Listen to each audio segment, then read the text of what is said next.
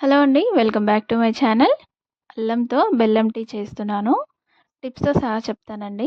ఎలా చేయాలనేది వీడియోలో చూపిస్తాను. ఒకసారి చూసేయండి. మనం టీ తాగే గ్లాస్‌తో 1.5 గ్లాస్ పాలు తీసుకున్నాను. చిక్కటి పాలండి. ఇదే గ్లాస్‌తో ఒక గ్లాస్ వాటర్ తీసుకోవాలి. వాటిని బాగా మరగనివ్వాలండి పాలని. ఇలా మరుగుతేనే మనకి టీ అనేది విరగకుండా వస్తుంది బెల్లం వేసినప్పుడు.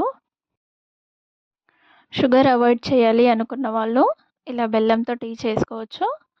ఇలా పొంగు వచ్చిన తర్వాత మనం అందులోకి టీకి సంబంధించిన ఇంగ్రీడియంట్స్ అయితే వేసుకోవచ్చు. టీ పౌడర్ వేసుకుంటున్నాను. టీ పౌడర్ మీ ఇష్టం. మీరు ఏది రెగ్యులర్‌గా వాడతారో అది వేసుకోవచ్చు. అలాగే అల్లం ఇలా దంచి వేసుకోవాలి. 2 యాలకులు ఇలా దంచి వేసుకున్నాను.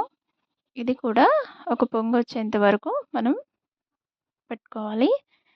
ఇలా ఒక పొంగు వచ్చిన తర్వాత బెల్లం అయితే యాడ్ చేయాలి. మనకు బెల్లంలో చాలా బెనిఫిట్స్ ఉంటాయండి. నేను బెల్లం పౌడర్ తీసుకున్నాను. మనం గట్టిగా ఉన్నది కూడా ముక్కలుగా చేసి వేసుకోవచ్చు. కంపల్సరీగా మనకి పాలు మరిగిన తర్వాతే వేసుకోవాలండి. డికాషన్ పాలు సపరేట్‌గా కూడా పెట్టుకోవచ్చు. అయితే చక్కెరకి బదులుగా బెల్లం వేస్తున్నాం కాబట్టి బెల్లం కొద్దిగా ఎక్కువే పడుతుంది. నేను చూపిస్తున్న స్పూన్‌తో 2.5 స్పూన్లు బెల్లం వేసుకొని ఒకసారి కలిపేసుకొని ఇది కూడా ఒక పొంగొచ్చేంత వరకు మనం స్టవ్ పైన అలాగే లో ఫ్లేమ్‌లో పెట్టుకోవాలి.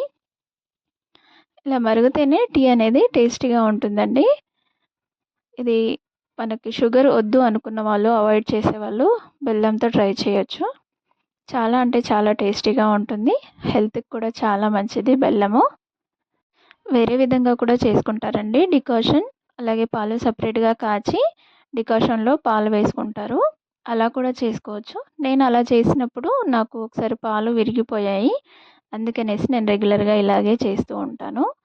ఇలా చేయడం నాకు అలవాటైపోయింది. ఇలాగే కంటిన్యూగా చేస్తున్నాను. ఇది చాలా ఈజీ ప్రాసెస్. టీ కూడా టేస్ట్ చాలా బాగుంటుందండి బెల్లంతో. ఒకసారి ట్రై చేయండి. చూడండి చిక్కగా ఉంటుంది. ఫ్లేవర్ కూడా చాలా అంటే చాలా బాగుంటుంది బెల్లం వేయడం వల్ల. నా వీడియో నచ్చితే లైక్ చేయండి, షేర్ చేయండి, సబ్స్క్రైబ్ చేసుకోండి. అలాగే సబ్స్క్రైబ్ చేసుకున్న వాళ్ళందరికీ thank you so much. Please subscribe my channel.